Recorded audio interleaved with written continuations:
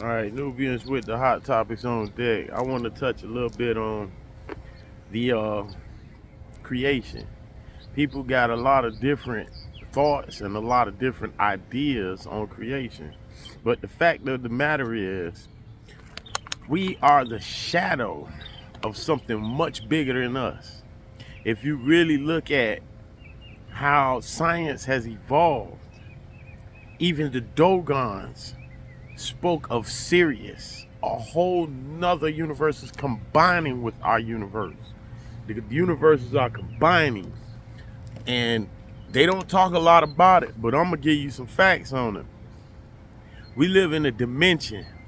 Everything is a dimension. A straight line, first dimension, second dimension, and we are the fourth, what you would call the fourth dimension. That third dimension, you would look at an ant, and an ant doesn't know any dimension but straight forward and what's in front of it. We can look at angles, we can turn our heads, we can look at all different directions from every angle. An ant is not on our level because it only sees straight ahead. Now the Dogons, they knew Sirius B, they knew the planet, they knew what were the beings called? The beings were called the Nomo. The beings from Sirius B were called the No-Mo. If I'm wrong, then I will go back and correct myself. But from what I have been doing research on, the No-Mo are the entity or the being that came from Sirius B. We also had a Ben stone, which is known. Very, very few people speak on the Ben stone. But I will say this, it has an Ankh on it.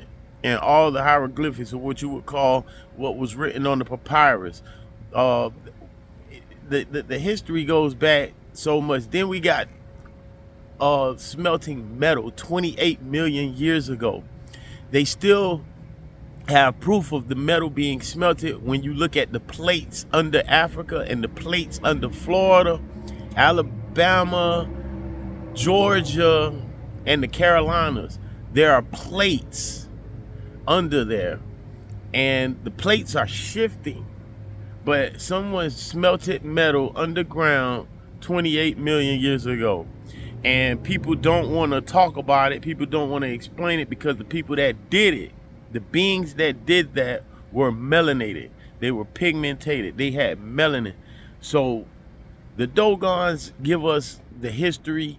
Also the Dongadi tribe, the Nambitsi people. The Nambitsi people say that their ancestors came from big hairy beasts.